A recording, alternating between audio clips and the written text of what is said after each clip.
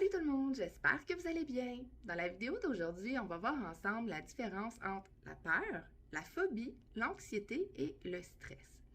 Dans le fond, je me rends compte qu'il y a encore beaucoup de confusion au niveau des définitions de ces différents mots-là et je me suis dit, pourquoi pas une petite vidéo pour démêler tout ça avec vous.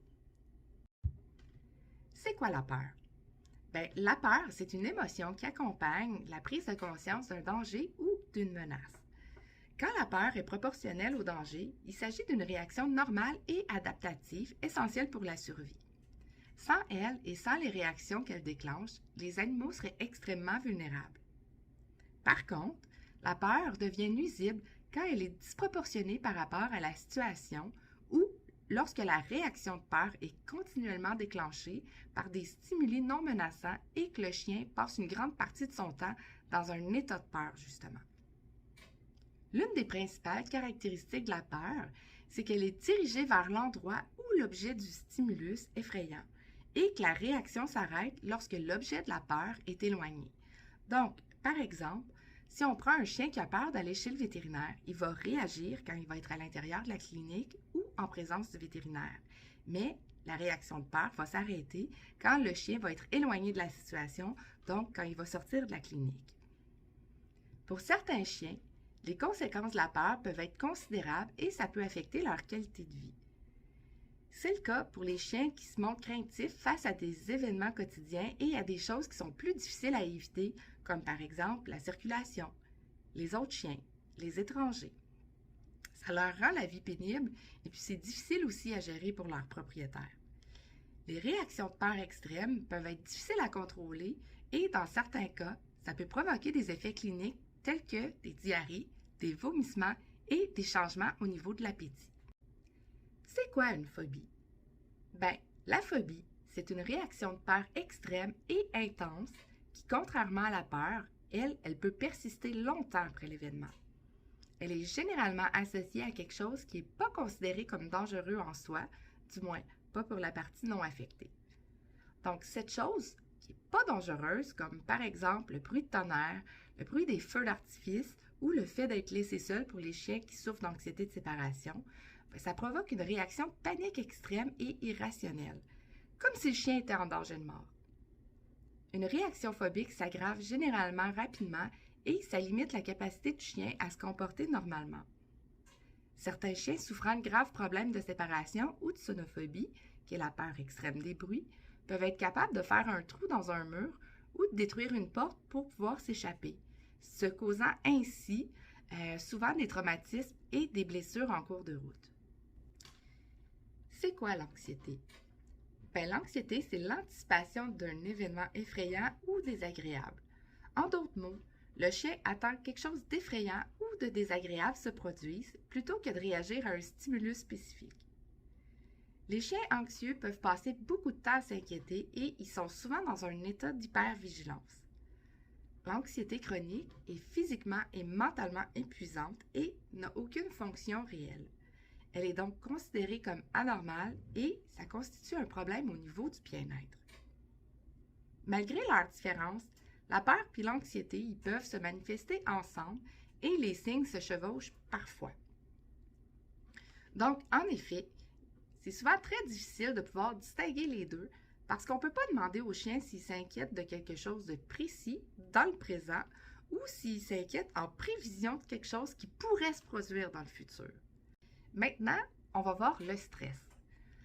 Le stress, c'est un terme, dans le fond, qui est généralement utilisé pour décrire les changements qui provoquent des tensions comportementales, émotionnelles et psychologiques en réponse à des situations difficiles ou qui suscitent la peur. Donc, strictement parlant, au sens biologique, le stress perçu comme mauvais ou négatif est appelé distress et le stress perçu comme positif et utile est appelé eustress. Le stress peut être, par exemple, l'excitation à court terme qu'un chien ressent avant de commencer un parcours d'agilité ou ce que ressent un chien de chasse lorsqu'il poursuit sa proie. Le stress améliore les performances et constitue un état normal et sain. Le stress peut être qualifié d'aigu ou chronique. Le stress aigu est de courte durée et l'organisme s'en remet rapidement sans dommage à long terme. Le stress chronique, lui, il est persistant, il est prolongé et il revient constamment. C'est le stress le plus dommageable physiquement et émotionnellement. Les événements, les expériences puis les sensations qui déclenchent le stress sont appelés facteurs de stress ou stresseurs. En fonction du tempérament et de l'expérience du chien, un facteur de stress peut aller d'un événement apparemment mineur, donc pour nous, qui est vraiment banal, à un événement qui est plus effrayant ou menaçant. Comme chez l'humain, la vie d'un chien est remplie d'une série de facteurs de stress inévitables. Il peut s'agir d'un événement quotidien, tel que rencontrer des nouvelles personnes, d'autres chiens ou la visite de nouveaux endroits, de nouveaux lieux. Les chiens élevés par des parents stables, d'où l'importance de choisir un élevage éthique, qui ont été exposés très tôt à ces situations et en ont tiré des expériences positives, les supportent généralement super bien et s'en remettent rapidement. Mais malheureusement, certains chiens sont incapables de faire face et réagissent de manière excessive aux facteurs de stress, ce qui entraîne une lutte quotidienne et déclenche régulièrement ce qu'on appelle la réponse au stress, qui est également connue sous le nom de combat ou de fuite, ou en anglais fight or flight.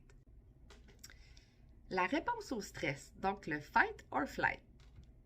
La réaction de stress, c'est un mécanisme de survie et ça joue un rôle essentiel dans la préparation de l'animal à une menace réelle. Par contre, chez les chiens craintifs et anxieux, cette réaction-là reste souvent activée pendant une grande partie de leur temps. Pour faire simple, lors d'une situation effrayante, le chien reçoit des informations du monde extérieur par l'intermédiaire de ses principaux sens.